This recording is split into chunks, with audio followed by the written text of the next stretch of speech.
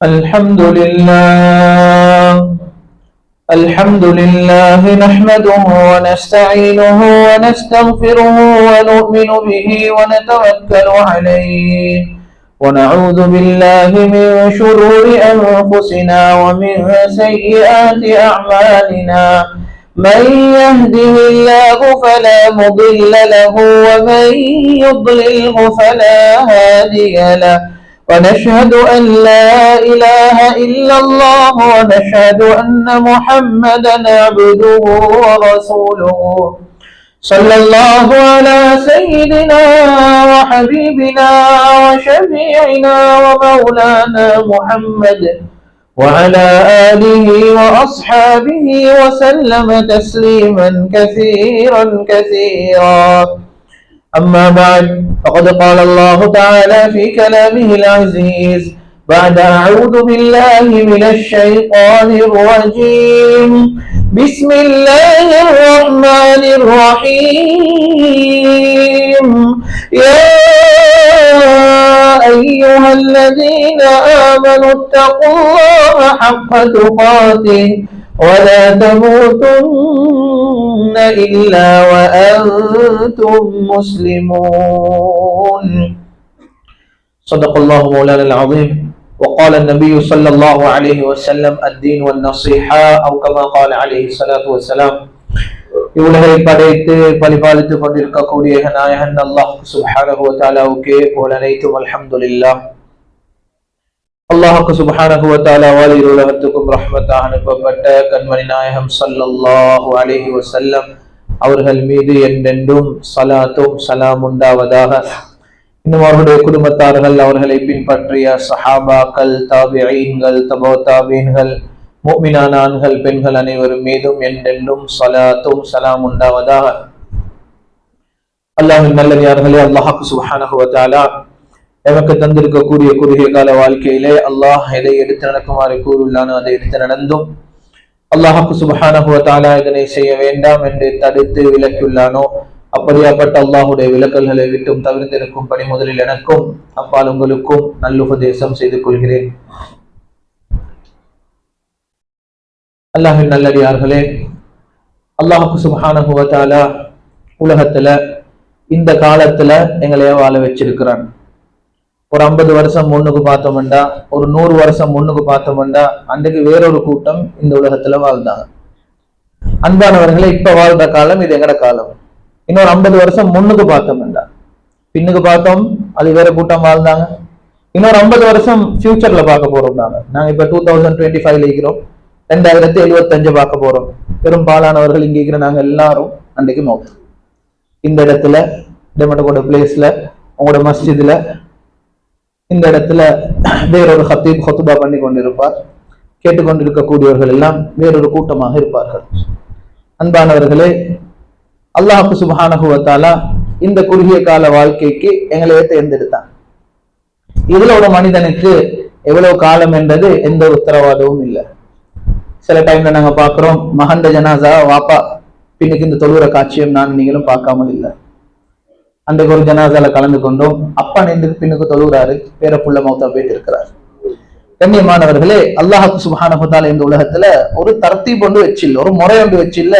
இந்த உலக வாழ்க்கை இவ்வளவுதான் என்றதுல எந்த ஒரு முறையும் வச்சில்ல. அல்லது ஒரு மனிதனுக்கு வயசாகணும், நோய் வரணும் என்றது வச்சில்ல. சில ஜனாசாக்களுக்கு போறோம், அந்த ஜனாசால ஆச்சரியப்படுறாங்க எல்லாருமே, ஒரு நோயுமே இல்லை, மௌத்துடைய அறிகுறியுமே இல்லை.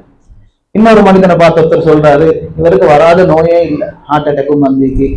அந்த ஒருத்தரை பார்த்து சொல்றாரு, ஒரு பெண்ணை பார்த்து சொல்றாங்க, இவங்களுக்கு ஹார்ட் அட்டாக்கும் வந்திக்காம், ஸ்ட்ரோக் ஒன்றும் வந்து ஒரு பக்கம் பேரலைஸ் ஆகி அதை ட்ரீட்மெண்ட் செஞ்சு மீக்கிறாங்களாம். இப்ப கிட்னிலையும் ஒரு ப்ராப்ளம் வந்திக்குது. அன்பானவர்களே, ஆனா அவங்க நீண்ட காலம் உலகத்துல வாழ்றாங்க. இன்னொருத்தர் வஃபாத்தாக இருக்கிறார், அவருக்கு எந்த ஒரு நோயுமே கிடையாது, அவர் போயிட்டார். அன்றைக்கு மையவாடிக்கு போனோம், 2 கபர் பக்கத்துல அடக்கப்பட்டிருக்கக்கூடிய 2 கபர் அவருக்கு தெரிஞ்ச கபர். அந்த கபரை காட்டி சொல்றார், இந்த கபருடைய இவர் உலகத்தை விட்டு மௌத்தா போக்குள்ள 90 வயசு, அவருக்கு பக்கத்துல இருக்கிறவர் மௌத்தா போக்குள்ள 30 வயசு.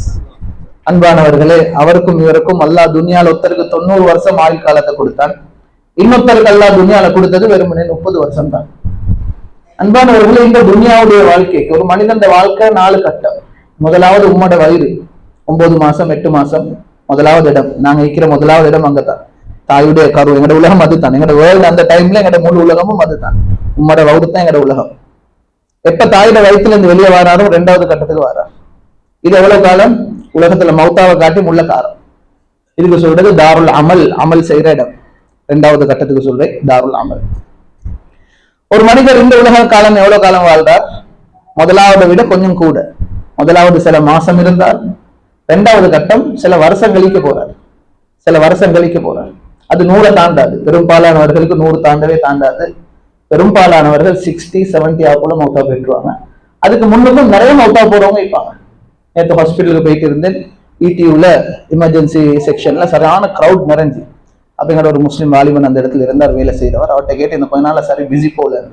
அவர் என்கிட்ட சொன்னாரு, இந்த கொஞ்ச நாள்ல சரியான மட்டும் சின்ன வயசுல ஹார்ட் அட்டாக் கேஸ் நாங்க பாக்குறோம் என்றார். என்கிட்ட நேற்று சொன்ன விஷயம். என் மனைவிக்கு வைஃப்ல ஒரு சின்ன ஒரு மெடிக்கல் விஷயத்துக்கு போயிட்டு இருந்தேன். அவர் என்கிட்ட சொன்னாரு, இந்த கொஞ்ச நாளா இப்ப கூட 3 பெட்ல ஹார்ட் அட்டாக் உள்ள பேஷண்ட் தான் வந்திருக்கிறாங்க. பெரிய வயசும் இல்லாம அவங்களுக்கு. அன்பானவர்களே, உலகத்துடைய இந்த காலம் இது ஒருத்தருக்கு வயசாகணும், பாப்பா மௌத்தா போன பிறகுதான் புள்ள, அப்படி எல்லாம் அல்லாஹ்கிட்ட இல்ல. எல்லாம் புள்ளையிலும் கல்யாணம் முடிச்சு கொடுக்கணும், சொந்த ஊட கட்டி முடிச்சிடணும், துனியால அவங்களோட தேவை எல்லாம் பூர்த்தி ஆகின பிறகுதான் அல்லாஹ் மலக்குல் மௌத் அனுப்புவான் என்பது யாருக்கிட்ட இல்லை. நானும் நீங்களும் ஒரு ஜனாசா 2 ஜனாசா இல்ல, பல ஜனாசால போயிட்டு கலந்து கொண்டு பாடம் படிப்பாங்க. எத்தனை ஜனாசால போயிட்டு பயான் கேட்டிக்கிறோம், எத்தனை ஜனாசால போயிட்டு ஆச்சரியமாக நாங்க சிந்திச்சு மௌத்துல கவலையோடு இருந்துட்டு வந்திருக்கிறோம். அன்பானவர்களே, அது அன்றைக்கு ஒருத்தருக்கு நடக்குதாக இருந்தா, என் மஹல்லால் ஒருத்தருக்கு அது நடக்குதாக இருந்தா, அதுக்கு நான் வரமாட்டேன் என்பது என்ன உத்தரவாதம் இது? உலகத்தில் அன்பானவர்களே, இந்த இடத்துல உட்கார்ந்துக்கிற எங்களுக்கு யாருக்கு சரி, ஒருத்தருக்கு சரி சொல்லலும்டா, நான் இத்தனை வருஷம் உலகத்துல வாழ்வேன் என்றால் பரவாயில்ல. எங்களால கண்ணியமானவர்களே ஒன்றும் சொல்லலாம், யாராலையும் சொல்லலாம். அன்றைக்கு ஒரு ஜனாசால கலந்து கொண்டோம். அன்றைக்கு 3:30 மணிக்கு தான் அவருக்கு டாக்டர் அப்பாயின்மெண்ட் வந்து இருந்துச்சான். நெஞ்சு வருத்தம் என்று அப்பாயின்மெண்ட் போட்டு அசருக்கு போறோம். அவரை நாங்க போய் அடக்கம் செஞ்சோம் சகோதரர்கள். டாக்டர் அப்பாயின்மெண்ட்டுக்கு அவருக்கு போக கிடைக்கல. முந்தி நண்டு ஒரு நெஞ்சு வருத்தம் வந்து இது சும்மா கேஸ்ட்ரிக் இல்லைன்னு நினைச்சாங்களாம். அன்பானவர்களே, டாக்டருக்கு அப்பாயின்மெண்ட் போட்டாங்க. அந்த டாக்டர் அப்பாயின்மெண்ட்டுக்கு போட்டதுக்கு முந்தி ஃபஜ்ருடைய டைம்ல அவர் வஃபாத் ஆகிட்டார். அசருக்கு கொண்டு போயிட்டு நாங்க அவரை கபூர்ல வச்சோம். ரமதான்ல ஒரு ஜனாசா, ஒரு வாலிபன் 29 வயசு ஒரு வாலிபன் ஜனாசால கலந்து கொண்டோம். அவர் ஜனாசால சொல்றாங்க, சஹருடைய டைம், மனைவி அவர் எழுதிதான் இருந்தார், ராவ் தூங்கலையாம், ஒரு வேலை செஞ்சு கொண்டு இருந்தாங்க. டிஷர்ட் எடுத்து கையில கொடுத்துட்டு போனவாம். டிஷர்ட்டை கையில கொடுத்துட்டு போனவாம். கொடுத்துட்டு கீழே சஹர் செய்ய வாங்க. கீழே போய் பார்க்குறோம், கொஞ்சம் நேரம் ஆகுது, சஹர் செய்ய வரல.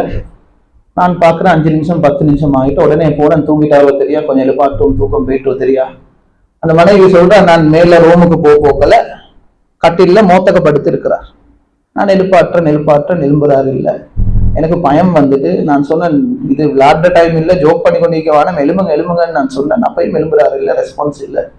உடனே அவர்கிட்ட உம்மா, என் மாமி கத்தி கூப்பிட்ட மாமியை வந்து மாமியும் பிடிச்சி பார்த்தோட அவங்க நினைச்சாங்க, எல்லாரும் பயந்துட்டாங்க, எல்லாரும் கத்த ஆரம்பிச்சாங்க. அல்லாஹ் அந்த இடத்துல அந்த 5-10 நிமிஷத்துக்குள்ளுக்கு அவருடைய ரூஹ் எடுத்துட்டாங்க. இஃப்தாருடைய டைமுக்கு முன்னால் அவரை கொண்டு போய் அடக்கம் செய்யப்பட்டுச்சு. இந்த ஜனாசால கலந்து கொண்டவங்க சொன்னாங்க, நேற்று தராவீஹ் தொழுக பள்ளியில எங்களோட தொழுந்தாரு. இன்றைக்கு தராவீஹுடைய நேரத்துல அவர் மலக்குல் மௌத்துக்கு இந்த முன்கர் நக்கீருக்கு பதில் சொல்லி கொண்டிருக்கக்கூடிய நேரமாக அந்த நேரம் மாறிவிட்டது. கண்ணியமானவர்களே, உலகத்துல புத்திசாலி இந்த செலவுகளை நாங்க நினைக்கிற யாருண்டா, தள்ளி வச்சுக்கிறாரு, சொந்த ஊட கெட்டி முடிச்சுட்டாரு, புள்ளியில காரியம் எல்லாம் நல்லா செஞ்சு முடிச்சுட்டாரு, வாழ்ந்தா இவரமா இருந்தா வாழணும். சிலரை பார்த்து நாங்க நினைக்கிறேன் தானே, நாங்க நினைக்கிற சகோதரர்கள் இவர்கள் தான் புத்திசாலி. ஆனா எங்கட அன்பு நபி ஸல்லல்லாஹு அலைஹி வஸல்லம் அவங்கள பார்த்து புத்திசாலின்னு சொல்லல. உலகத்துல ஹலாலான தேவைகள் பூர்த்தி செய்யப்படுறதுக்கு முயற்சிகள் கட்டாயம் செய்யும். இந்த இடத்துல வாப்பமார் உட்கார்ந்துக்கிறீங்க, கணவன்மார் உட்கார்ந்துக்கிறீங்க, எங்கட கடமை. என்ன மனைவிட தேவை, என்ன புள்ளையில ஹலாலான தேவைகள், இதை பூர்த்தி செய்யணும். வைஃபில்ல வெளியே போயிட்டு அவ சம்பாதிக்கிறது, அவ உட்லிக்கிறவர், நாம் தான் வெளியே போவோம். ஹலாலா சம்பாதிக்கிறது இது மார்க்கம் வலியுறுத்தின விஷயம். வாப்பா ஒருத்தர் ஒரு வாப்பா வீட்டுல இருந்து மனைவி வைஃப் அனுப்புறாருன்ற வெளியே அல்லாஹ் கிட்ட நாளைக்கு பதில் சொல்லணும். இது குத்தம் சகோதரர்கள். மார்க்கம் எங்களே தான் வலியுறுத்துது. எங்கட குடும்பத்துக்குள்ள ஹலாலான தேவைகளை பூர்த்தி செய்யறது மாப்பிள்ளைட வேலை, அது பாப்பாட வேலை. மார்க்கம் எங்களுக்கு வலியுறுத்துது. ஆனால் சில கட்டங்கள்ல எங்களுக்கு எங்கட முழு துன்யாவும் எங்கட முழு போக்கஸும் துன்யாவாக மாறி மாறி மாறி இந்த சந்தர்ப்பத்தை இந்த நிமிஷத்தை மறந்து வாழ்ற நிறைய பேர் நாங்க இருக்கிறோம். கண்ணியமானவர்கள், உலகத்துல எதை மறந்தோம் இல்லையோ இந்த நிமிடத்தை மட்டும் மௌத்தாவோட நிமிஷத்தை மட்டும் மறந்துடக்கூடாது. இது யாருக்குமே ஷுவர் இல்லை. மௌத்தாவுமான்னு கேட்டா எல்லாரும் சொல்லுவோம் நாங்கெல்லாம் ஒரு நாளை மௌத்தா தான் போறோம். ஆனா அந்த மௌத்த எப்ப வரும்னு சொல்லலுமா? சொல்லல. எப்படி போக்குள்ள வரும்னு சொல்லலுமா? சொல்லல. ஆனா மௌத்தாவும் தான், மௌத்தாவும் தான். பரலான எல்லாம் தொழுகைக்கும் நாங்க அசான் சொல்லிக்காம சொல்லித்தானே. ஜனாசாவுடைய தொழுகைக்கு அசானும் இல்லை, இகாமத்தும் இல்லை. ஆனா அது பரலான ஒரு தொழுகை. நாங்க நியத்து வைக்க போல என்ன சொல்ல, என்மீது கடமையான ஜனாசாவுடைய 4 தக்பீர்களை கொண்ட தொழுது தொழுது. உலமாக்கள் எழுதுறாங்க, இத ஹிக்மத் என்ன என்றால், எல்லாம் பரலானத்துக்கு அல்லாஹ் அசானும் இகாமத்தும் வச்சு ஜனாசாவுடைய தொழுகைக்கு மட்டும் அசானும் இகாமத்தும் இல்லை என்று வரும் பொழுது உலமாக்கள் எழுதுறாங்க, அது என்ன என்றால் ஜனாசாவுடைய தொழுகைக்கு அசானும் இகாமத்து சொல்லி முடிச்சு. அது எப்ப சொன்னோம்?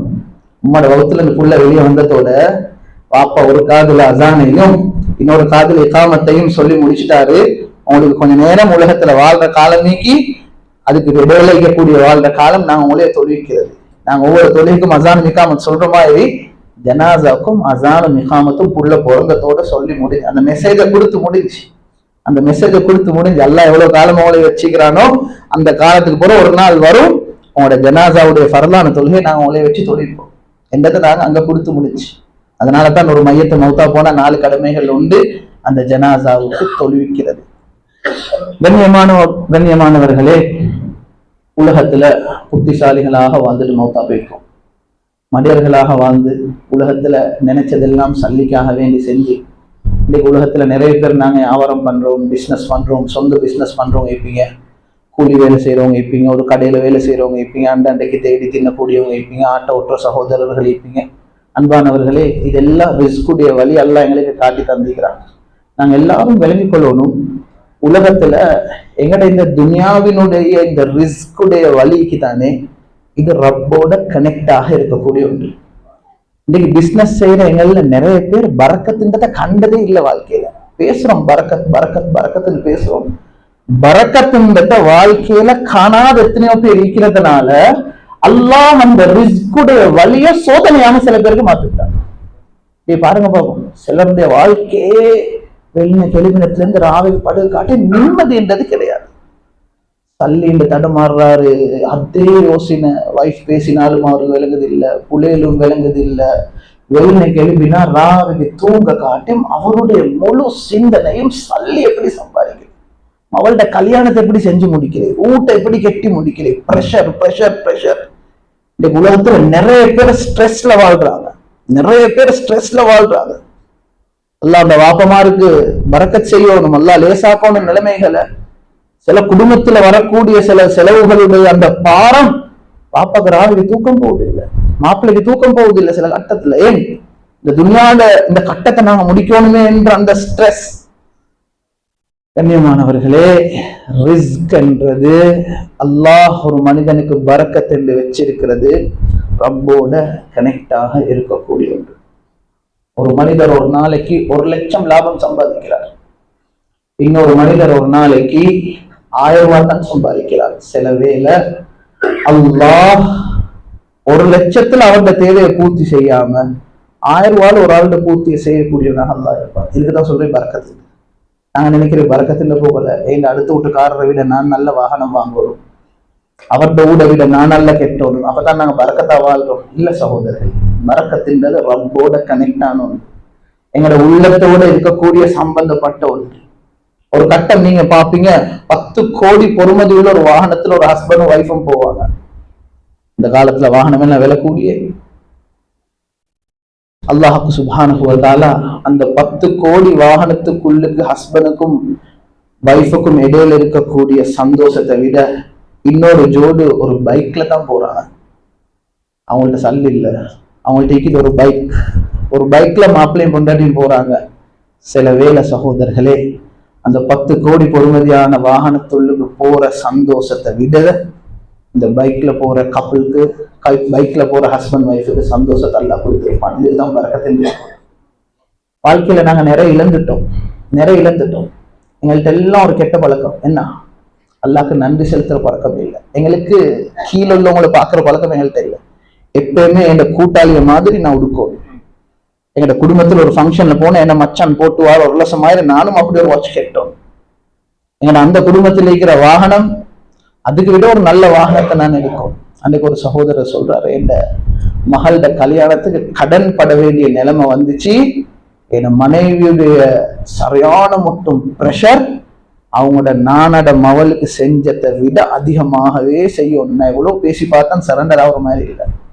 அவர் சொல்றாரு, கடைசியில நான் கடன் பட்டு கல்யாணத்தை செய்ய வேண்டிய ஒரு நிலைமை எனக்கு உண்டாகிச்சு. வேற ஒன்றும் இல்லை, அடுத்தவங்களுக்கு காட்ட. அன்பானவர்களே, ஒரு மனிதனுடைய உள்ளம் பலிஷாகும். கல்விக்கு தானே கல்வி. இந்த கல்வி பிரகாசமாகும், அமல் செய்யற ஆசை வரும், அல்லாஹ்க்கு நன்றி செலுத்துற ஆசை வரும். எப்ப தெரியுமா? அல்லாஹ் என்னை இவரை விட எவ்வளவு நல்லா வச்சுக்கிறானே இந்த பழக்கம் எப்போ வருது அன்னைக்கு வரும்.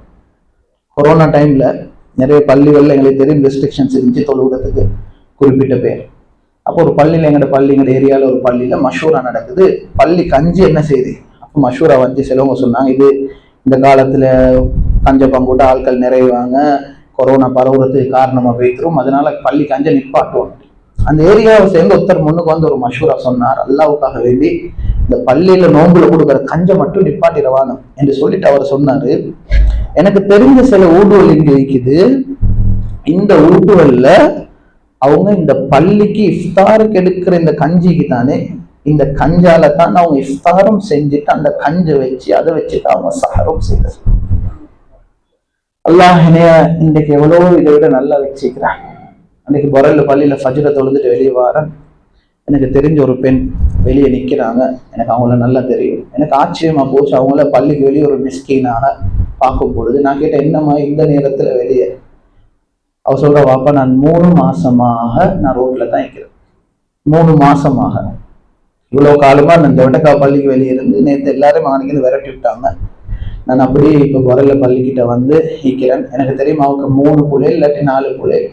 அவ சொன்னா, கடைசியா எல்லா புள்ளைகளும் ஒதுக்கிட்டு என்னைய கடைசியை மவள் தான் வீட்டுல வச்சிருந்தா, எனக்கு வைத்தியம் என்று சொல்லி அவங்க வெளியே போட்டு அவங்களே வச்சு பார்த்து கொள்ளலாம், எனக்கு போறதுக்கு ஒரு இடம் இல்லை வாப்பா, அதனால தான் நான் இங்க இருக்கிறேன் என்று சொன்னான். அந்த பெண்ணுகிட்ட நான் கேட்டேன், ஃபஜ்ருடைய டைம் பசி ஆயிக்குமே, என்ன சரி வாங்கி கொடுப்போம். நான் கேட்டேன், என்ன சரி திண்டீங்களான்னு கேட்டேன். நான் கேட்டேன், என்ன திண்டீங்க?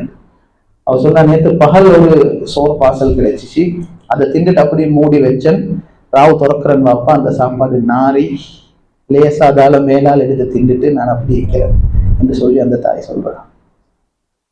இன்றைக்கு அவர் அத்மலானையில ஒரு எல்டர்ஸ் ஹோம்ல அவ வச்சு ஒருத்தர் பொறுப்பு எடுத்து பார்த்து கொண்டிருக்கிறார். புள்ளைகள் யாரும் முன்னுக்கு வரல. 3 புள்ளைகள் 4 புள்ளைகள் இருக்கிறாங்க. யாரும் உமா வச்சு பார்க்கறது இல்லை. இன்னைக்கு ஒரு புது மனிதர் தான் மாசம் சம்பளம் கெட்டி. அன்றைக்கும் நாங்கள் அவ பத்தி விசாரிச்சோம். கெட்டி அவட செலவை பார்த்து ஒரு எல்டர்ஸ் ஹோம்ல அவ கொண்டு போயிட்டு வச்சு, கண்ணியமானவர்கள், அல்லாஹ் இன்றைக்கு என்னைய இவ்வளவு அழகா வச்சுக்கிறான். இந்த நிலைமை வந்து அல்லாஹ் எனக்கு வச்சுக்கிறானா? நபி ஸல்லல்லாஹு அலைஹி வஸல்லமுடைய வாழ்க்கையை எடுத்து பார்த்தீங்க என்றால், ஹஜ்ரத் ஆயிஷா ரலியல்லாஹு அன்ஹா சொல்றாங்க, எங்களோட வீட்டுல ஒரு நாள் 2 நாள் இல்லை, மாச கணக்கு கழிவு நாங்கள் வீட்டுல அடுப்பு பற்ற வச்சுக்கிறோம். எந்த வீட்டுல ஆக்கணும் இல்லை. எவ்வளவு கஷ்டமா இருந்திருக்கும் சகோதரர்களே. ஒரு முறை நபி ஸல்லல்லாஹு அலைஹி வஸல்லம் பசி ராவு தூக்கம் போகுது இல்லை, வெளியே வராங்க. வெளியே வந்துட்டு என்ன சரி தின்ன கிடைக்குமான்னு வந்து பார்க்க வராங்க.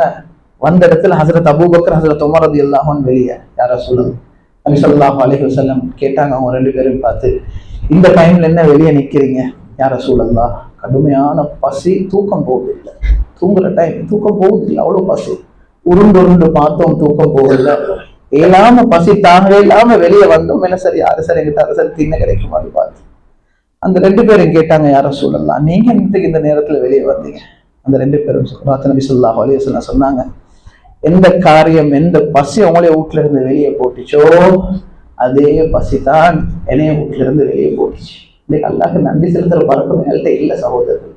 அல்லாஹ் எவ்வளவோ தாரான், இன்னும் தந்து எனக்கு போதா, இன்னும் எனக்கு அடுத்தவன மாதிரி தான் வரும், எனக்கு நீ தாரது போதா, நான் அடுத்தவன மாதிரி நல்ல வரணும், எனக்கு சல்லி வேணும், அதோட ஹலாலுல ஹராம சில பேருக்கு சம்பாதிக்கணும். பாக்குறோம் தானே எத்தனை ஹராமான வியாபாரங்கள் எங்கட முஸ்லிம் சகோதரர்கள். அல்லாஹ் இல்லையான்னு நினைக்கிற அளவுக்கு அவ்வளவு மோசமா சீரழிஞ்சு போய்த்துட்டு முஸ்லிம் சமுதாயம் இன்னைக்கு வியாபார விஷயத்துல. கொடுக்கல் வாங்கல் விஷயத்துல நம்பலாத ஒரு கூட்டமாக மாறிட்டோம். இந்த நாட்டுல ஒரு காலத்துல வியாபாரத்துல நம்பிக்கைன்றது முஸ்லிம்கள் தெரிஞ்சுட்டு அது வெளியே பேசிட்டு சகோதரர் நம்பி ஒரு முஸ்லிம்கிட்ட சொல்லி கொடுக்கலா என்ற அளவுக்கு கொடுக்கல் வாங்கல் அவ்வளவு சீரழிஞ்சு போயிட்டு சமுதாயத்துல. நான் மிகப்படுத்தி நினைக்கிறேன்னு சொல்லுவாங்க. ஏராளமான விஷயங்களில் அந்த சல்லிய சம்பாதிக்கணும் என்று அந்த ஹவா ஹராத்துல சரி வைத்து செய்யும். ஒரு சொசைட்டியை நாசமாக்கி சரி வைத்து செய்யும். இன்னைக்கு ட்ரக்ஸ்ல சில எங்கட முஸ்லிம் சகோதரர்கள் ஈடுபடுறாங்க. பெரிய பெரிய லெவல்ல ஈடுபடக்கூடிய சகோதரர்கள் இருக்கிறார். ஒரு சமுதாயம் நாசமா போனாலும் பரவாயில்ல, எனக்கு சந்தோஷம். நான் அடிக்கடி பேன்கள்ல சொல்ற ஒரு விஷயம், தயவு செய்து கடை செய்யற ஆட்கள், ஹோட்டல் செய்யற ஆட்கள் சிகரெட்டை வச்சு வியாபாரம் தேடுவாங்க. நீங்க நினைக்கவான உங்களுக்கு ஆட்கள் அதுல வியாபாரத்தில் கிரௌட் கூடும் மட்டும் நினைக்கவான. ரிஸ்க தாரவன் அல்லாஹ்ன்றத மறந்துடுவானு. நான் ஒரு இடத்துல ஒரு சம்பவம் படிச்சேன் சகோதரர்களே. சிரியால ஒரு பேக்கரி செஞ்சு கொண்டிருந்தார் ஒருத்தர். அவரோட பக்கத்துல இன்னொருத்தர் ஒரு பேக்கரியை திறந்தாராம். அவர் ஒரு பேக்கரி செய்யறாரு, அவரோட சைட்ல இன்னொருத்தர் புதுசா பேக்கரியை திறந்தாராம். பழைய பேக்கரி கடைக்காரர் என்ன செஞ்சாருண்டா 3 நாளைக்கு கடையை மூடினாராம். அவரோட கடையை 3 நாளைக்கு மூடினாராம். அவர்கிட்ட கேட்கப்பட்டுச்சா, நீங்க ஏன் இந்த கடையை மூடினீங்க? அவரு சொன்னாராம், என் பக்கத்துல புதுசொத்தர் கடையை திறந்திருக்கிறாரு, அவருக்கு கொஞ்சம் பிசினஸ் பிடிபடட்டுமே, கஸ்டமர்ஸ் கொஞ்சம் வரட்டும், நானும் திறந்து இருந்தா அவருக்கு அது கஷ்டமா போய் திரும்பிட்டு தான் நான் என்ன செஞ்சேன், என் கடையை மூடி கஸ்டமர்ஸ் கொஞ்சம் அந்த கடையை பழவட்டும் என்று சொல்லி நான் என் கடையை மூடினேன். அவர்கிட்ட சொன்னாங்களாம், நீங்க செய்யறது ஒரு மடத்தனம் இல்லையா? உங்களோட வியாபாரம் உடஞ்சி போவாதா? உங்களோட கஸ்டமர்ஸ் அங்க போய்த்திர மாட்டாங்களா? அவர் சொன்னாராம், உங்களுக்கு தெரியாதா, சுப்ஹானல்லாஹ், அல்லாஹ்க்கு வாசி என்ற ஒரு பெயர் இருக்குது. அல்லாஹ்ல 99 பேர்ல ஒரு பேர் இருக்குது, வாசி என்ற ஒரு பேருக்கு உங்களுக்கு தெரியாம கேட்டாராம். என் ரப் எப்படியாப்பட்டவன் தெரியுமா? நான் கடையை திறந்தா என் பக்கத்துல ஒரு கடையை திறந்தவருக்கு எனக்கு ஒரு நாளைக்கு அல்லாஹ் 50 கஸ்டமர்ஸை தந்தான் என்றால், என் ரப் எப்படியாப்பட்டவன் என்றால் எனக்கு தார 50ஐயும் தந்து அதை விட கூடையும் தந்து என் பக்கத்து கடைக்காரனுக்கும் அதை கூடிய மாதிரி கொடுக்கக்கூடியவன் தானே இந்த ரப். நீங்க நினைச்சீங்களா அவர் பக்கத்துல கடை திறந்ததுனால இந்த வியாபாரத்துல நஷ்டம் வரும் என்று மட்டும் நீங்க நினைக்க வேணும். இந்த ரப்புடைய பேர் வாசிர். இன்னைக்கு நாங்க நினைக்கிறேன், இன்னைக்கு பாருங்க சகோதரர்களே, சில வியாபாரி மாதிரி இருக்கிறாங்க எங்களோட நாட்டுல, பரம்பரையாக வருஷ கணக்கு சக்சஸா வியாபாரம் செய்யறாங்க. ஒரு தொடரான பிசினஸ வாப்பாவும் நல்லா செஞ்சுட்டு புள்ளைகள்கிட்ட கொடுக்குறாங்க, புள்ளைகளும் நல்லா செஞ்சு கொண்டு வராங்க, அவங்களோட புள்ளைகள் பரம்பரையா நல்லா நடக்குது. நீங்க நினைச்சீங்கன்னா அந்த மாதிரி வியாபாரத்துக்கு எல்லாம் காம்படிஷன் இல்லை, அவங்கள பார்த்து யாரும் இன்னொரு கடை திறக்கல.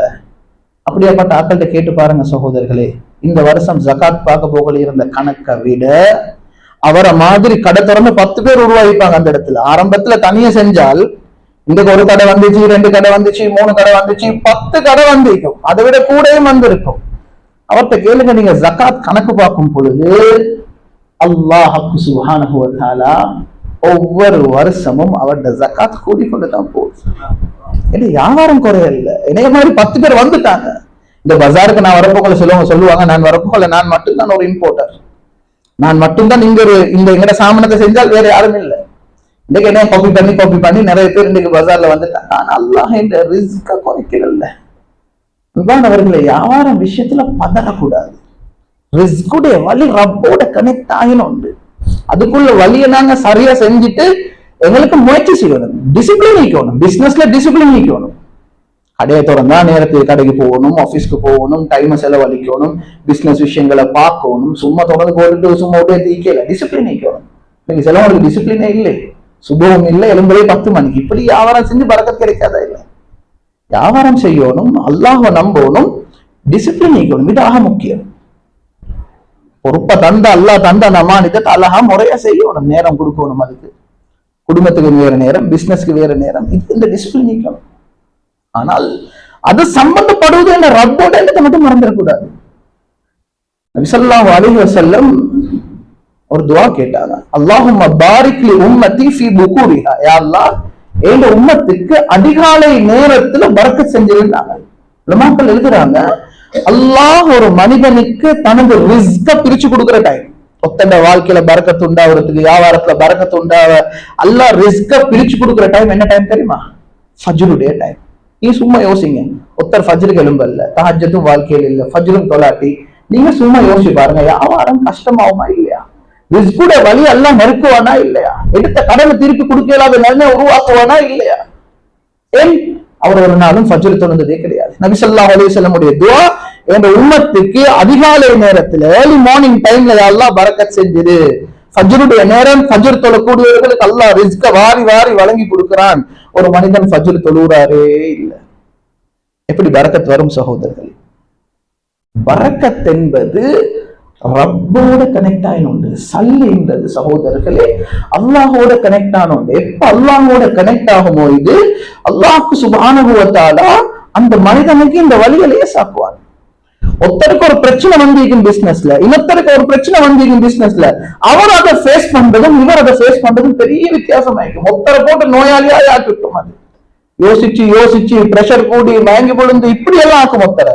இன்னொருத்தருக்கு அதை விட பெரிய பிரச்சனை பிசினஸ்ல வந்திருக்கும். அது லேசா அவர் எடுப்பாரு, இது இந்த ரப்போட சம்பந்தப்பட்டது, எனக்கு தெரியும் அல்லாஹ் கிட்ட இது எப்படி செய்யணும். அதுல அனஸ் மாலிக் ரலியல்லாஹு அன்ஹு ஒரு முறை மழை பெய்யுற டைம்ல மழை இல்லை, 60 டைம்ல மழை இல்லை, அல்லாஹ் கிட்ட துவா கேட்டாங்க, தொழுதாங்க, துவா கேட்டாங்க, டென்ஷன் ஆகல, ஒன்றும் நடக்கல, திருப்பி தொழுதாங்க, துவா கேட்டாங்க, திருப்பி தொழுதாங்க, துவா கேட்டாங்க. அன்பானவர்களே, உலமாக்கள் எழுதுறாங்க, முழு மதீனாவையும் நாங்க பாக்குறோம், ஹஜ்ரத் அனஸ் இப்னு மாலிக் ரலியல்லாஹு அன்ஹுடைய தோட்டத்துக்கு மேல மட்டும் மேகங்கள் ஒன்று சேர்ந்து மழை பெய்யுற காட்சியை தான் கண்டோம். வேற எங்கேயும் மழை இல்ல, எத்தனையோ வருஷமா பஞ்சம் மழையில, அந்த மலையில நாங்க கண்டோம் ஹஜ்ரத் அனஸ் இப்னு மாலிக் ரலியல்லாஹு அன்ஹுடைய தோட்டத்துக்கு மேல மட்டும் மலையில இந்த மேகங்கள் ஒன்று சேர்ந்து அந்த இடத்துல இருந்து மழை பெய்யுற காட்சியை நாங்க கண்டோம். அல்லாஹ்க்கு சுப்ஹானஹு வ தஆலா பரக்கத் செஞ்சான்னு அப்படித்தான் பரக்கத் செய்வான். இந்த சஹாபி நபி ஸல்லல்லாஹு அலைஹி வஸல்லம் ஹாதிமாக வேலை செஞ்சார். நபி ஸல்லல்லாஹு அலைஹி வஸல்லம் வேலை செஞ்ச ஒருத்தர் ஒரு எவ்வளவு பெரிய பணக்காரரா மாறுறாரு தெரியுமா? ஒரு முறை அவங்களோட உம்மா வந்தாங்க, முஸ்லீம் வந்து சொன்னாங்க, யா ரசூலல்லாஹ் என் பிள்ளைக்கு துவா செய்யுங்க. நபி ஸல்லல்லாஹு அலைஹி வஸல்லம் துவா செஞ்சாங்க. 3 விஷயத்துல துவா செஞ்சாங்க. முதலாவது துவா செஞ்சாங்க, யா அல்லாஹ் இவருடைய ரிஸ்க்ல பரக்கத் செஞ்சு கொடு. ரெண்டாவது துவா செஞ்சாங்க, இவருடைய குடும்பத்துல பரக்கத் செஞ்சு கொடு. மூணாவது துவா செஞ்சாங்க, இவருடைய ஆயுள் காலத்துல பரக்கத் செஞ்சு கொடு. அன்பான மேலான பெரியவர்களே, சகோதரர்களே, முழு மதீனாலையும் அறுவடை டைம், ஹார்வெஸ்ட் பண்ற டைம் வருஷத்துக்கு ஒருக்கா தான் எல்லாருக்கும் வரும். அதுதான் அவங்களோட சீசன். அதுல எடுக்கிறத வச்சுதான் இவங்களோட வாழ்க்கை அடுத்த வருஷத்துக்கு ரன் பண்ணுவாங்க. அல்லாஹ் அனஸ் இப்னு மாலிக் ரலியல்லாஹு அன்ஹு எவ்வளவு பரக்கத் செஞ்சான் என்றால், முழு மதீனாலையும் ஒரு டைம் தான் நடக்கும். ஹஜ்ரத் அனஸ் இப்னு மாலிக் ரலியல்லாஹு அன்ஹுடைய தோட்டத்துல மட்டும் 2 விடுத்தம் ஹார்வெஸ்டிங் நடக்கும், 2 விருசம் அறுவடை நடக்கும். ஆச்சரியம் எல்லாருக்கும். நபி ஸல்லல்லாஹு அலைஹி வஸல்லம் பரக்கத்தை கொண்டு துஆ செஞ்சாங்க. புள்ளைகள் அல்லாஹ் எவ்வளவு பரக்கத் செஞ்சான்டா, ஒரு முறை ஹஜ்ரத் அனஸ் இப்னு மாலிக் ரலியல்லாஹு அன்ஹு காபத்துல்லாஹ்ல தவாஃப் செய்றாங்க.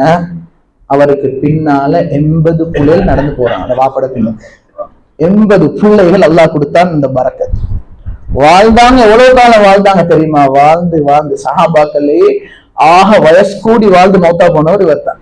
நபி ஸல்லல்லாஹு அலைஹி வஸல்லம் உடைய துஆ, வாழ்ந்து வாழ்க்கை போதும்னு போயிட்டு இதுக்கு போறோம் நான் மௌத்தா போக மாட்டேனான்னு நினைச்சு 120 வயசுல வஃபாத் ஆகின ஒரு சஹாபி ஹஜ்ரத் அனஸ் இப்னு மாலிக் ரலியல்லாஹு. அல்லாஹ் நாடினால் ஏண்டேனோட ரப்பு ரிஸ்க் ஒரு மனுஷனுக்கு கொடுத்தான் என்றா சகோதரர்களே, அந்த மனிதன் அவரே நினைச்சிக்க மாட்டார், எங்கால வழி திறக்குதுன்னு நினைச்சிக்க மாட்டார். ஆனா இங்க இருந்தவர் எங்கேயோ போயிட்டுருவார். இது அல்லாஹ்வுடைய கையிலே.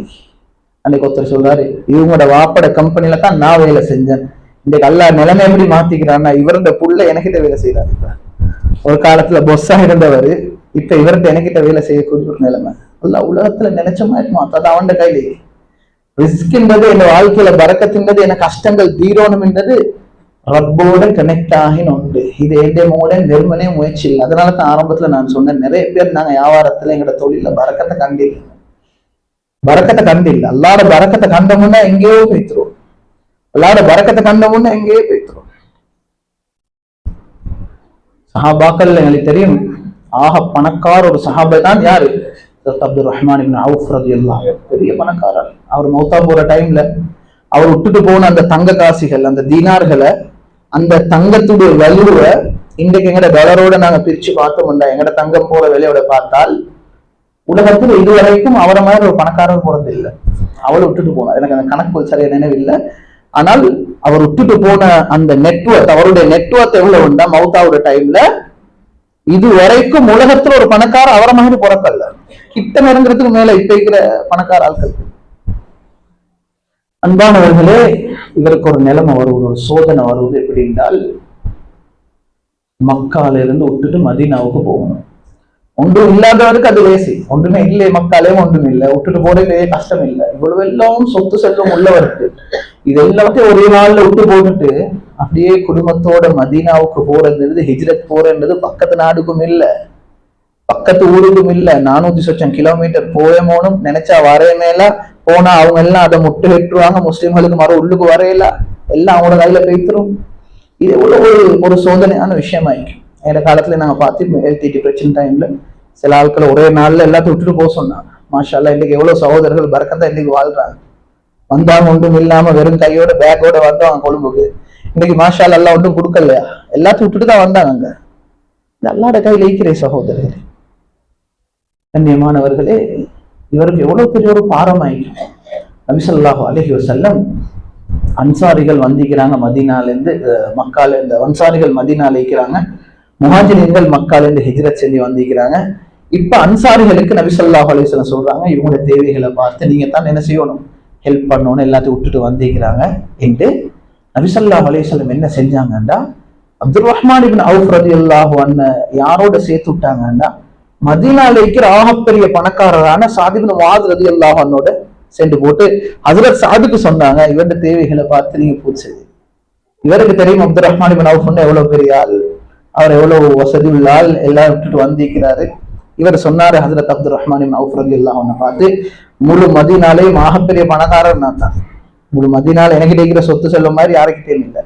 நான் என்ன செய்ய போறேன் தெரியுமா, என் டைல அரவாசியை உங்களுக்கு தார, நீங்க எடுத்துக்கோ. சுப்ஹானல்லாஹ், அரவாசியை தார நீங்க எடுத்துக்கோங்க. என் மனைவி மாறி இருக்கிறாங்க, நான் திருமணம் முடிச்சிருக்கிறேன், அதுல யாரு எவ்வளவு விருப்பம் என்று சொல்லுங்க, நான் அவ தலாக் கொடுக்குறேன், நீங்க முடிச்சுக்கோங்க. அன்சார் எப்படி உதவி செய்யறான்னு பாருங்க. வெறும் கையோட வந்தவருக்கு எவ்வளவு நல்ல ஒரு ஆஃபர் சகோதரர்களே. அரவாசியை தார என்றார். இதுல இருந்து ஆரம்பிச்சு நாங்க முன்னுக்கு போவோமே. சுப்ஹானல்லாஹ், ஹதீஸ்ல வருது, அதுல அப்துல் ரஹ்மான் இப்னு அவுஃப் ரலியல்லாஹு அன்ஹு அந்த அன்சாரி சஹாபியை பார்த்து சொன்ன வார்த்தை என்ன தெரியுமா, அல்லாஹ் உங்களுக்கு பரக்கத் செய்வான், உங்களோட பெரிய மனசு, அல்லாஹ் உங்களுக்கு பரக்கத் செய்வான். சொன்னாங்க என்ன தெரியுமா, துல்லனி அலஸ் சூக், மதீனால உங்களோட பஜார் எங்க இருக்குன்னு எனக்கு காட்டித்தாங்க, பஜார் எங்க இருக்குன்னு காட்டித்தாங்க. அன்பானவர்களே, மதீனால போயிட்டு ஹஜ்ரத் அப்துல் ரஹ்மான் இப்னு அவுஃப் ரலியல்லாஹு அன்ஹு ஜீரோல இருந்து ஆரம்பிக்கிறாங்க. கையில ஒன்றுமே இல்லை, எல்லாத்தையும் விட்டுட்டு வந்தாங்க. அல்லாஹ்வுக்கு சுப்ஹானஹு வ தஆலா எவ்வளவு பரக்கத் செஞ்சான் என்றால், மக்கால அவர்கிட்ட எவ்வளவு இருந்துச்சோ அல்லாஹ்வுக்கு சுப்ஹானஹு வ தஆலா அவருக்கு மதீனால அதை விட கூட கொடுத்தான். சகோதரர்கள், அப்துல் ரஹ்மான் இப்னு அவுஃப் ரலியல்லாஹு அன்ஹு சொல்றாங்க, அல்லாஹ் எனக்கு எவ்வளவு பரக்கத் செஞ்சு தந்தான் என்றால், நான் பாதையில செல்லும் பொழுது லவ் ரஃபஅது ஹஜரன், ஒரு கல்ல பொறக்குவேன், ரோட்ல போகும்போது ஒரு கல்ல பொறக்குவேன், ஃபவஜத்து தஹ்தஹு ஸஹபன் வ ஃபில்லா, அதுக்கு கீழால நான் தங்கத்தையும் வெள்ளியையும் பார்ப்பேன். நான் ரோட்ல போகும்போது ஒரு கல்லை தான் பொறக்குவேன், அல்லாஹ் அந்த கல்லுக்கு கீழே எனக்கு தங்கத்தை தருவான். அவ்வளவு அல்லாஹ் எனக்கு துனியாவில் லேசாக்கி தந்தான். நான் மக்கால எதை விட்டுட்டு வந்தேனோ அதை விட பல மடங்கு அல்லாஹ் எனக்கு மதீனால தந்தான். கண்ணியமான மேலான பெரியவர்களே, சகோதரர்களே, அல்லாஹோட சம்பந்தப்பட்டது தான் எங்களோட பிசினஸ்ல, எங்களோட ரிஸ்க்ல இருக்கிற பரக்கத், எங்க தேவைகள் பூர்த்தி ஆகுறது, எங்க வீட்டுல தேவை பூர்த்தி ஆகுறது, எங்க பிசினஸ்ல தேவைகள் பூர்த்தி ஆகிறது. இதெல்லாம் சகோதரர்களே அல்லாஹோட சம்பந்தப்பட்ட ஒரு விஷயங்களாக இருந்து கொண்டிருக்கிறது. எனவே கண்ணியமான மேலான பெரியவர்களே, சகோதரர்களே, அந்த காலத்துல வாழ்ந்த ஆகப்பெரிய ஒரு பணக்காரர் அப்துல் ரஹ்மான் இப்னு அவுஃப் ரலியல்லாஹு அன்ஹு. உமர் ரலியல்லாஹு அன்ஹுடைய சம்பவம் கேள்விப்பட்டிருப்பீங்க. உமர் ரலியல்லாஹு அன்ஹு அவர்கள் ஃபஜ்ர் தொழுது கொண்டிருக்கும் பொழுதுதான் கொலை செய்யப்பட்டாங்க. அந்த சம்பவத்தை சொல்ல நேரம் இல்லை, நான் என்ன சொல்ல வாரேன்றதை சொல்றேன். அந்த ஹதீஸ் அறிவிக்கக்கூடிய ராவி சொல்றாரு, உமர் ரலியல்லாஹு அன்ஹு ஃபஜ்ர் தொழுது பின்னால வந்து ஒருத்தர் கொத்தினாரு. அதுல உமர் ரலியல்லாஹு அன்ஹுக்கு பின்னால இருந்து நேரா யாரு தெரியுமா ஃபஜ்ர் தொழுது கொண்டிருந்து, இந்த அப்துல் ரஹ்மான் இப்னு அவுஃப் ரலியல்லாஹு அன்ஹு. அவ்வளவு பெரிய பணக்காரரா தான் இருந்தாரு, ஃபஜ்ருக்கு முன் சஃப்ல இருந்தார். இதுதான் எங்கள்கிட்ட இல்லாதது சகோதரர்கள். அல்லாஹ் அவ்வளவு துன்யாவை கொடுத்திருந்தான், ஆனால் ஃபஜ்ருக்கு முன் சஃப்ல தொழுந்திருக்கிறார். ஹஜ்ரத் உமர் ரலியல்லாஹு அன்ஹு கீழே விழப்போக்கல அப்துல் ரஹ்மான் இப்னு அவுஃப் ரலியல்லாஹு அன்ஹு காலை பிடிச்சி தான் சைக்கினை செஞ்சாங்க. முன்னால வந்து ஃபஜ்ர தொழுவி. அந்த நாள் ஃபஜ்ர முன்னால வந்து தொழிச்சு முடிச்சது அப்துல் ரஹ்மான் இப்னு அவுஃப் ரலியல்லாஹு அன்ஹு. சல்லி அவ்வளவு இருந்துச்சு, சொத்து அவ்வளவு இருந்துச்சு. ஆனால் அல்லாஹ்வுடைய பாதையிலும் அவர் தான் முன்னுக்கு நின்றார். நபி ஸல்லல்லாஹு அலைஹி வஸல்லம் அத்தனை லட்சம் சஹாபாக்களுக்கு மத்தியில 10 பேரை குறிப்பிட்டு சொன்னாங்க. இந்த 10 பேரும் சொர்க்க துன்யால வச்சே சொன்னாங்க, நீங்க சொர்க்கத்தை கொண்டு நன்மாராயம் சொல்லப்பட்டவர்கள். எப்படி ஒரு ஆளுக்கு துன்யால வாழப்போல சொல்லப்படுவது நீங்க பயமில்லை, உங்களுக்கு சொர்க்கம் தான் என்று சொல்லப்பட்ட 10 பேர். அந்த 10 பேர்ல 2 பேர் யாரு தெரியுமா?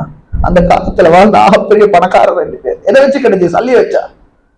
அந்த 10 பேர்ல 2 பேர் ஹஜ்ரத் அப்துல் ரஹ்மான் இப்னு அவுஃப், ஹஜ்ரத் உஸ்மான் இப்னு அஃபான் ரலியல்லாஹு அன்ஹுமா. இந்த 2 பேர் அந்த காலத்துல இருந்த ஆகப்பெரிய இம்போர்ட்டர்ஸ், அந்த காலத்துல இருந்த ஆகப்பெரிய வியாபாரிமார். ஹஜ்ரத் அப்துல் ரஹ்மான் இப்னு அவுஃப் ரலியல்லாஹு அன்ஹு அவரை மாதிரி ஒரு வாகன வியாபாரி அந்த காலத்துல இல்ல. அவரோட பிசினஸ் வந்து வெஹிக்கிள் பிசினஸ். இன்னைக்கு நாங்க வியாபாரம் வெஹிக்கிள் செய்யற மாதிரி அந்த காலத்துல முழு டிரான்ஸ்போர்ட்டும் இருந்துச்சு அப்துல் ரஹ்மான் இப்னு அவுஃப் ரலியல்லாஹு அன்ஹுடைய கையில தான். அது ஒட்டகமாக இருக்கட்டும், அது குதிரையாக இருக்கட்டும், வெஹிக்கிள் பார்ட்ஸாக இருக்கட்டும், வெஹிக்கிள் பார்ட்ஸ்ல அப்படி பிசினஸ் பண்ணினார் அப்துல் ரஹ்மான் இப்னு அவுஃப் ரலியல்லாஹு அன்ஹு. இந்த சத்திரங்களை படிக்கணும் சகோதரர். ஆனால் அவ்வளவு பெரிய பணக்கார 2 பேர், 2 பேருக்கும் உலகத்துல என்ன சொல்லப்படுது? நீங்க சொர்க்கத்தை கொண்டு நன்மாராயம் சொல்லப்பட்ட 2 பேர். சல்லியாலே அது கிடைச்சு அவங்களுக்கு. நபி ஸல்லல்லாஹு அலைஹி வஸல்லம் வஃபாத் ஆனதுக்கு பின்னால খিলাফத்தை முன்னுக்கு வந்து ஹஜ்ரத் அபூபக்கர் சித்திக் ரலியல்லாஹு அன்ஹு எடுக்கிறாங்க. ஹஜ்ரத் அபூபக்கர் சித்திக் ரலியல்லாஹு அன்ஹு அப்புறம் ஹஜ்ரத் உமர் ரலியல்லாஹு அன்ஹு எடுக்கிறாங்க. இந்த 2 பேருக்கும் பின்னால மக்கள் எல்லாம் சேர்ந்து அந்த காலத்துல இருந்து ஆகப்பெரிய பணக்காரரான உஸ்மான் இப்னு அஃபான் ரலியல்லாஹு அன்ஹு அவர்களை கலீஃபாவாக தேர்ந்தெடுத்தாங்க. அவர்கிட்ட வச்ச சல்லிய வச்ச சகோதரர்களே, சுப்ஹானல்லாஹ். அல்லாஹ் ரிஸ்க் எவ்வளவு கொடுத்திருந்தான், சல்லி எவ்வளவு கொடுத்திருந்தான். ஆனால் அல்லாஹ்வுடைய விஷயத்துல முன்னுக்கு நிற்கக்கூடியவர்களாக இருந்தான். அன்பானவர்களே, உலகத்துல ஒரு மனிதனை சல்லி வச்சு மதிக்க கூடாது. எங்களுக்கு இருக்கிற ஒரு கெட்ட பழக்கம், ஒரு ஆளுக்கு கண்ணியம் கொடுக்கப்படுவது அவர்கிட்ட இருக்கிற சல்லி வச்சு. சல்லின்றது ஒரு மனுஷனுக்கு கண்ணியம் கிடைக்கிற ஒரு விஷயம் இல்லை. ஒரு சல்லிக்கிறாள், அவரை விட கொஞ்சம் கூட இருக்கிறாள், ஒரு நாளும் அதை எதிர்பார்க்கவும் கூடாது. எனக்கு முன்னுக்கு இடம் கிடைக்கணும், எனக்கு வந்த எலும்பி நிக்கணும், என்னைய பார்த்தா அப்படி பேசணும். அன்பானவர்களே, சல்லின்றது ஒரு மனிதனுக்கு கண்ணியம் கிடைக்கிறதுக்கு ஒரு வழி இல்லை. அந்த சஹாபாக்களுக்கு கண்ணியம் சல்லி வச்சா கிடைச்சிச்சு. அடுத்த சல்லி வச்சா ஹிலாஃபத்துக்கு பொறுப்பெடுத்தாங்க. அவர்கிட்ட சல்லி வச்சா நபி ஸல்லல்லாஹு அலைஹி வஸல்லம் அவர்கிட்ட சல்லி கூட இருக்கு, அதனால சொர்க்கத்தை கொண்டு நன்மாராயம் சொன்னாங்க. அன்பானவர்கள், இன்றைக்கு எங்க உலகத்துல இருக்கிற ஒரு கெட்ட பழக்கம், ஒரு மனிதனுக்கு கண்ணியம் கொடுக்கப்படுது வெறுமனே அவர்கிட்ட சல்லி வச்சு, வேற ஒன்றும் இல்லை. கல்யாண வீட்டுல அவருக்கு ஒரு கண்ணியம் கொடுக்கப்படுவது, மத்த இடத்துல அவர் என்னத்துக்கு அவர்கிட்ட சல்லி வெறுமனே வேற ஒன்றும் இல்லை. சல்லியை மதிக்க கூடாது சகோதரர்களே. ஒரு மனிதனை மதிக்கணும். ஒரு மனிதனோட கொஞ்சம் நேரம் பேசுறாரே இல்ல, கேட்டா சொல்றாரு, இவரோட பேசுறதுல என்ன பிரயோசனம்? இன்னொரு ஆளை பார்த்தா அவர் நல்லா சிரிச்சு கொண்டு பேசுறார். ஒரு பெரிய வசதியான ஒருத்தர் கல்யாணத்துக்கு சொல்லி இருந்தா, சொல்லிக்கிற பிள்ளைகள் எல்லாத்தையும் சேர்த்து 6 பேரும் கல்யாணத்துக்கு போறாங்க. ஒரு வசதியான இல்லாத ஒருத்தர் ஒரு லேசான ஒரு சின்ன ஹால்ல ஒரு கல்யாணத்தை எடுத்திருக்கிறார். அவர்கிட்ட கல்யாணத்துக்கு எல்லாரும் போக தேவையில்லை, ஒருத்தர் போயிட்டு வரவும் போதும் என்றார். ஒரு கல்யாணத்துக்கு எல்லாரும் உடுப்ப ரெடி பண்றாங்க, அது ஃபிட் பண்றாங்க, எல்லாம் செஞ்சு குடும்பத்தோட தவறாம போறாங்க. இன்னொரு ஆண்ட கல்யாணம் குடும்பத்தில் ஆக கஷ்டமான ஏழையோட ஒரு கல்யாணம். அந்த ஏழையோட கல்யாணத்துக்கு பிள்ளைகள் எல்லாம் தேவையில்லை, நாங்க ஒருத்தர் மட்டும் போயிட்டு வரோம். அல்லது சில டைம் அந்த கல்யாணங்களை புறக்கணிக்கிறாங்க.